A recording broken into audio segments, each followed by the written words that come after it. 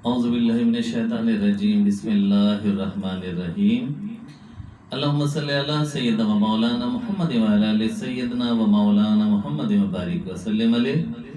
تمام مشاق رسول صلی اللہ علیہ وسلم کو اعجاز خالق قادری ویسی کی جانب سے السلام علیکم ورحمۃ اللہ وبرکاتہ۔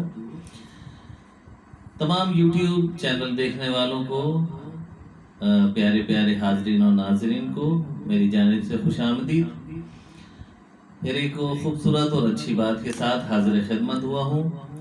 اور اس یقین کے ساتھ کہ آپ اچھی باتوں کو آگے پہنچائیں گے اور اس کارواں میں آپ کا بھی عمل دخل ہوگا، اس میں آپ کا بھی کنٹریبیوشن ہوگا کہ یہ جو کارواں ہے یقیناً ہم نے کسی اور سے سیکھا،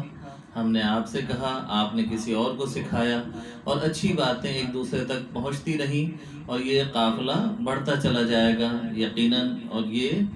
روز قیامت جب پہنچے گا تو وہاں پر بھی آپ کو گواہی دے گا کہ اے اللہ،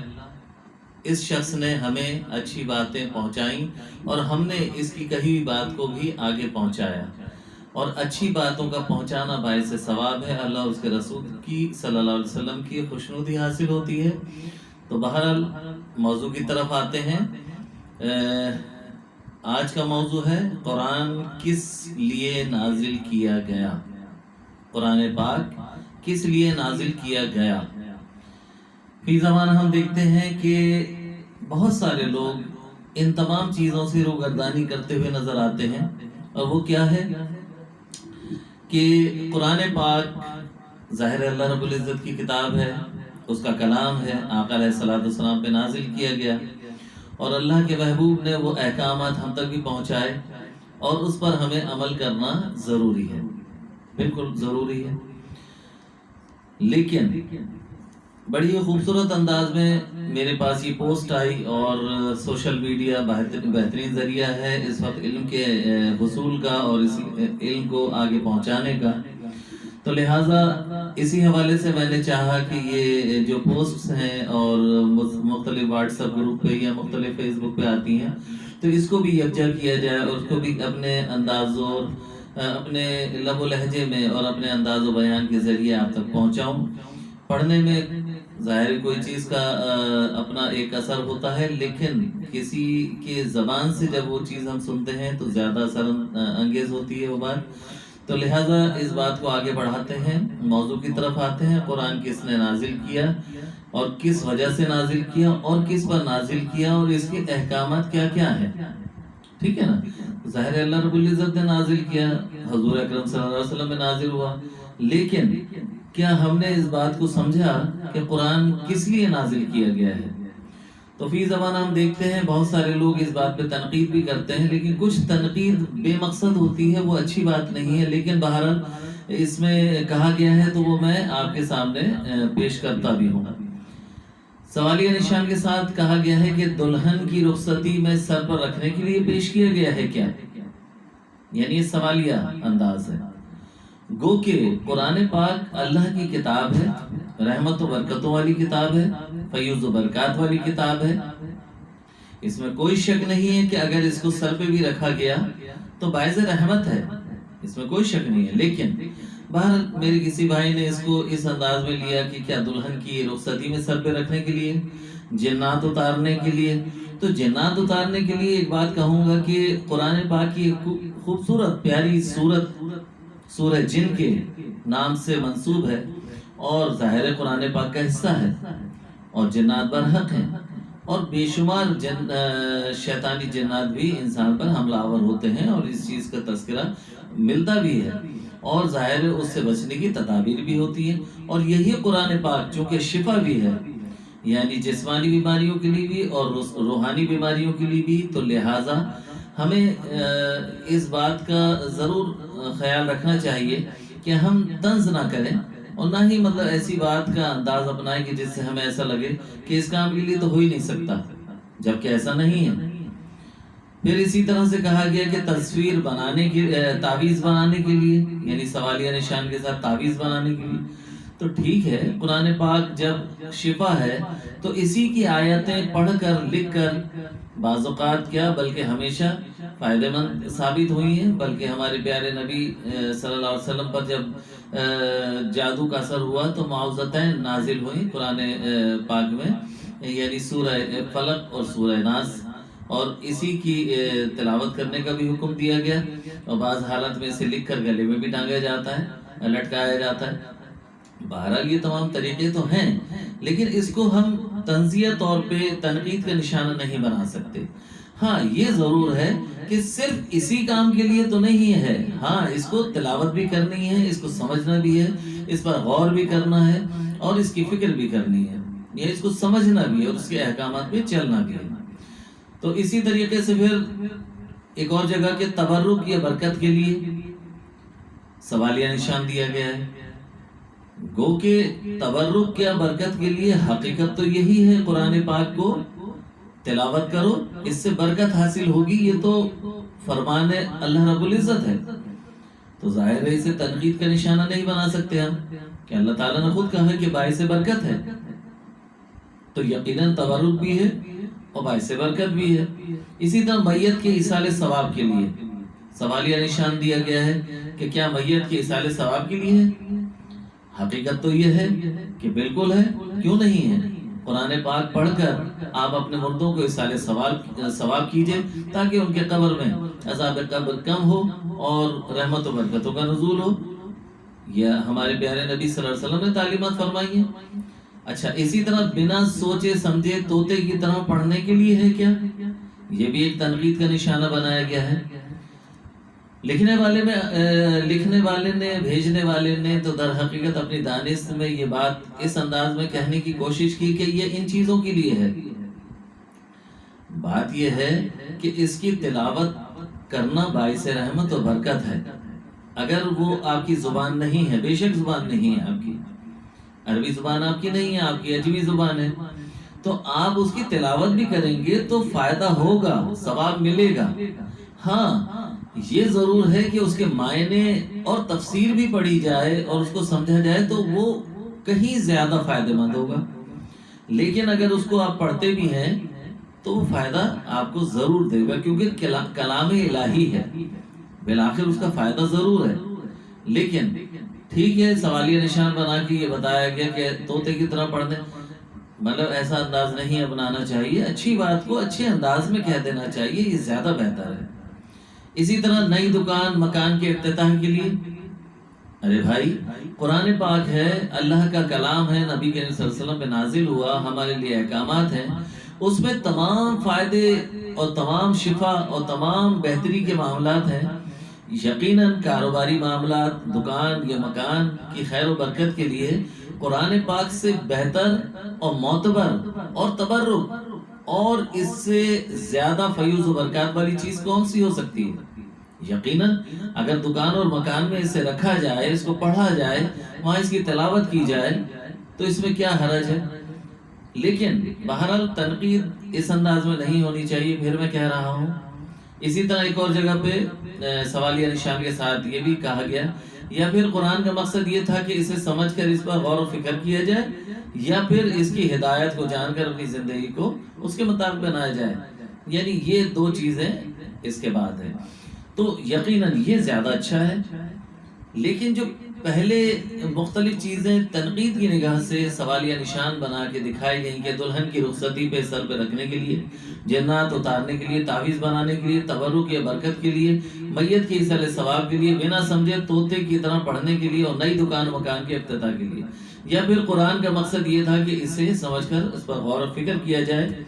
اس کی ہدایت کو جان بوجھ کر اور جان کر اپنی زندگی کو اس کے مطابق بنایا جائے۔ کہنے کا مقصد یہ ہے کہ میری عادت رہی ہے کہ میں جب بھی کسی پوسٹ کو پڑھتا ہوں اور کوئی بھی میسج کو دیکھتا ہوں، پڑھتا ہوں، اس کو غور بھی کرتا ہوں، اس کو اچھی طرح سے پڑھتا ہوں، اس کے تمام پہلوؤں پہ نظر ڈالتا ہوں، اور اس کو یقیناً اپنے انداز میں بھی دیکھتا ہوں، قرآن و سنت کی روشنی میں بھی دیکھتا ہوں، اور ہمارے پیارے پیارے جو بزرگان دین ہیں جن کی صحبت میں بیٹھنے کا موقع ملتا ہے، علماء کاملین کی صحبت میں بیٹھنے کا موقع ملتا ہے، تو ان سے ڈسکس بھی ہوتی ہے تمام معاملات پہ. تو دیکھیے مثبت انداز ہونا چاہیے. ایسا نہ ہو کہ ہم تنقید برائے تنقید کے معاملے میں آ کر کسی معتبر کتاب کو کہیں ہتک کا نشانہ تو نہیں بنا دیتے، یا اس کو پڑھنے والے کو کہیں ہم تذلیل کا نشانہ تو نہیں بنا رہے. ایسا ہمیں نہیں کرنا چاہیے، کیونکہ بغیر سوچے سمجھے بعض حالات میں ہم غلط بیانی سے کام لے رہے ہوتے ہیں. اس میں جتنی بھی چیزیں کہی گئی، دلہن کی رخصتی پر جنات اتارنے، تعویذ بنانے، تبرک برکت، میت کے ایصال ثواب، بنا سوچے سمجھے پڑھنا، نئی دکان مکان کے افتتاح کے لیے، تو بہرحال یہ تمام چیزوں کے لیے قرآن پاک سے بہتر کوئی بھی چیز، تبرک یا فیوز و برکات حاصل کرنے کی چیز اس سے بہتر کوئی بھی نہیں ہے، میرے نزدیک بھی، آپ کے نزدیک بھی. اور تمام، میں سمجھتا ہوں کہ تمام ہمارے پیارے نبی صلی اللہ علیہ وسلم سے لے کے صحابہ کرام، بزرگان دین اور اولیاء کاملین کے بعد جو ہمارے علماء کاملین ہیں اور علماء کرام ہیں، محدثین ہیں، مطلب یہ تمام کے تمام لوگ کبھی بھی اس سے انکار نہیں کریں گے کہ بے شک یہی فیوز و برکات والی چیز ہے، اسی سے ایصال ثواب کیا جاتا ہے. ہاں، یہ ایک علیحدہ بات ہے کہ اس کو پڑھ کر، سمجھ کر اور اس کے احکامات کو جان کر اپنی زندگی میں اس کو امپلیمنٹ کرنا لازمی ہے، ضروری ہے، کرنا چاہیے. لیکن اس کو تنقید اس انداز میں نہ بنائیں کہ کہیں پڑھنے والے کی دل آزاری ہو اور وہ پڑھنا ہی چھوڑ دے.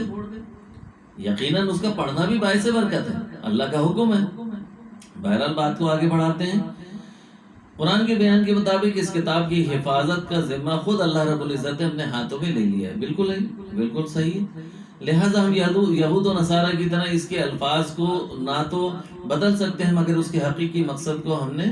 بدل ڈالا. حقیقی مقصد کو ہم نے نہیں بدلا. میں اس جگہ پہ تنقید کروں گا. ہاں، یہ ضرور ہے کہ فی زمانے ہم نے مصروفیات کی بنا پر ہم نے اسے پڑھنا چھوڑ دیا، اور یا پڑھتے ہیں تو اسے تلاوت کر لیتے ہیں، جو کہ باعث رحمت ضرور ہے، برکت بھی ہے. لیکن حقیقت یہ ہے کہ جو حکم دیا گیا ہے اللہ اس کے رسول کی طرف سے، وہ یہ ہے کہ اس کو پڑھا جائے، سمجھا جائے، سیکھا جائے، اس پر عمل کیا جائے. تو لہٰذا ہم نے اس کے حقیقی مقصد کو بدلا نہیں ہے. ہاں، اس پر عمل کرنے میں کمی واقع ہو گئی ہے. اللہ سے دعا کرتے ہیں کہ اللہ تعالیٰ اپنے محبوب کے صدقے ہمیں دین کی صحیح سمجھ بوجھ عطا بھی فرمائے، اور تنقید بھی ہم کریں تو اس انداز میں کہ کسی کی دل آزاری نہ ہو، اور بلکہ وہ خاص چیز کی اصل باقی رہے.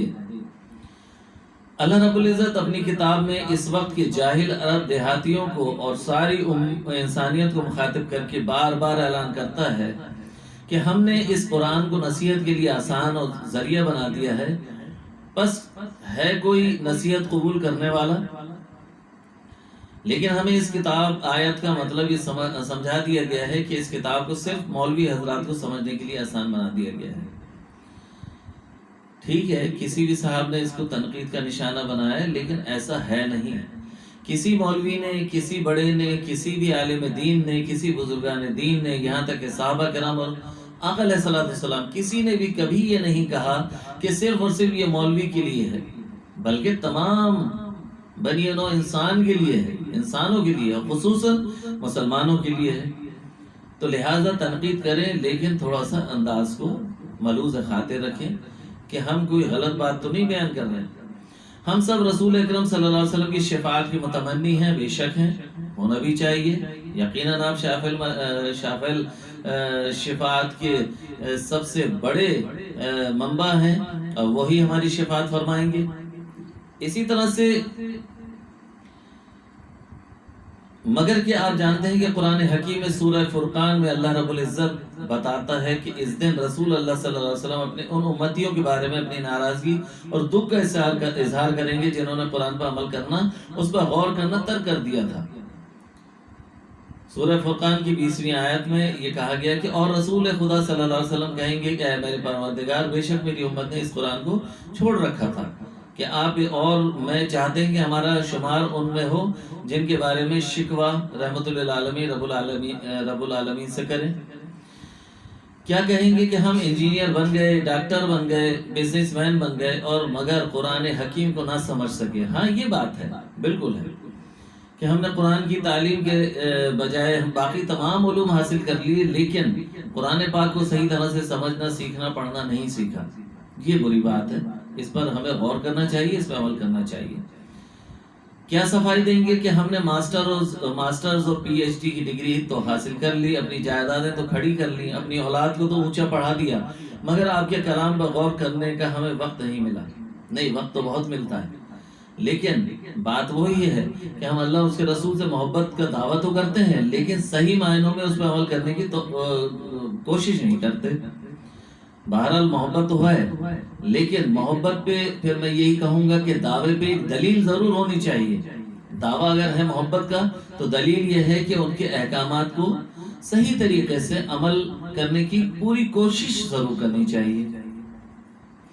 اسی طرح سے کیا دلیل ہوگی آپ کی کہ ہم نے اردو تو سیکھی، انگریزی تو سیکھی، کمپیوٹر کی زبانیں تو سیکھی، سائنس تو سیکھی، مگر قرآن مجید کی زبان کو سمجھنا ہم نے ضرور نہیں سمجھا۔ ہاں، یہ ضرور ہے کہ بے شمار لوگ ایسے ہیں جو اس کو سمجھنے کی کوشش نہیں کرتے، صرف تلاوت کر لیتے ہیں۔ تلاوت کا ثواب ضرور ملے گا، ایسا نہیں ہے کہ ثواب نہیں ملے گا، بالکل ملے گا۔ تلاوت کرنے سے فیوز و برکات بھی حاصل ہوں گے، لیکن بات یہ ہے کہ اپنی زبان میں اس کے تراجم حاصل کر کے، اس کی تفسیر پڑھ کر، سمجھ کر، کسی نہ کسی عالم دین یا بزرگان دین کے ساتھ بیٹھ کر اس کو سیکھ کر سمجھ کے ضرور پڑھیں، تاکہ آپ کو صحیح معنوں میں پتا ہو کہ میرے اللہ رب العزت نے اس میں مجھے کیا سمجھایا ہے، کیا بتایا ہے اور کیا احکامات ہمیں دیے گئے ہیں۔ یاد رکھیں، ہمارا رب سب دیکھ رہا ہے، اس نے یہ دنیا امتحان کے اصول پر بنائی ہے۔ ہم لاڈلے نہیں ہیں جو ہمارا حساب نہیں ہوگا۔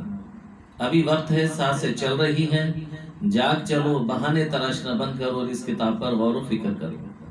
بے شک جب تک یہ سانس کی ڈور چل رہی ہے تب تک ہمارے پاس وقت ہے، اور حقیقت یہ ہے کہ یہاں پر کوئی ایکسکیوز نہیں مانا جائے گا کہ ہمارے پاس وقت نہیں تھا یا ہمارے پاس ایسے حالات نہیں تھے۔ در حقیقت آپ غور کیجئے، ایک وہ زمانہ تھا کہ آقا علیہ الصلوۃ والسلام کے زمانے میں ہمارے پیارے نبی صلی اللہ علیہ وسلم کو ہجرت کرنا پڑ گئی، اور آپ وہاں پر نمازوں کی ادائیگی، عمرے کی ادائیگی اور طواف خانہ کعبہ کرنے کے لیے محروم کر دیے گئے، اور کفار مکہ نے آپ پہ ظلم و ستم کیے، آپ کے اصحاب پر ظلم و ستم کیے، اور آپ کو مدینہ شریف تشریف لے جانا پڑا۔ ظاہر ایک وہ وقت تھا کہ جس وقت ہمارے سامنے ہم دیکھتے ہیں کہ صحابہ کرام اور ہمارے پیارے نبی صلی اللہ علیہ وسلم کے سامنے بے تحاشا رکاوٹیں تھیں، معاملات تھے، دشمنیاں تھیں، کہ اللہ اس کے رسول کے احکامات پہ پابندی سے عمل کرنے کے لیے بھی بڑی ہی روک تھام ہوتی تھی، اور آزادی کے ساتھ نہیں کر پاتے تھے۔ بہرحال یہ مصلحت خداوندی تھی، وقت کے ساتھ ساتھ غزوات ہوتے رہے، اور اللہ کے محبوب آقا علیہ الصلوۃ والسلام کو فتح و نصرت حاصل ہوئی۔ ایک وقت ایسا آ گیا کہ ظاہر تمام چیزیں جوق در جوق اور فوج در فوج، تمام لوگ دین کی طرف داخل ہونے لگے، دین میں داخل ہونے لگے،